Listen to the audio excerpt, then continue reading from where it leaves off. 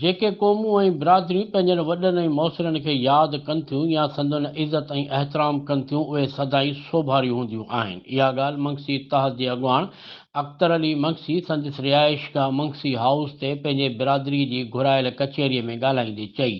हिन चयो त अॼु जी मोहबतुनि जो मेलो असां पंहिंजे बिरादरीअ जे छपर ऐं छांव नवाबज़ादा मीर नादिर ख़ान मंगसीअ खे संदसि जनम ॾींहं जे हवाले सां खेसि भेटा ॾियण जे हवाले सां मचायो आहे। हिन चयो त नवाबज़ादा मीर नादिर ख़ान मंगसी तोड़े जो असां खां सवें मेल परे आहे, पर असां बिरादरीअ जे हर ॾुख सुख जो साथी रहियो आहे।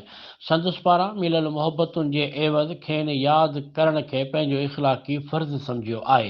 हिन चयो त हर साल ही मोहबती घुराए पंहिंजे क़ाइद खे भेटा ॾींदा आहियूं। भेटा तक़रीब में हाजी मुनीर अहमद मंगसी, काज़ी जावेद सनाई, मोहम्मद नवाज़ ख़ासकेली, गुल मोहम्मद गुलण मंगसी, रज़ा मोहम्मद शाल, हाजी नज़ीर अहमद मंगसी, ग़ुलाम नबी मल्ला, मोहम्मद बच्चन मंगसी, एहसान अली मंगसी ऐं सरफराज़ अहमद मंगसी समेत बिरादरीअ जूं कई मौज़ शख़्सियतूं शरीक हुयूं।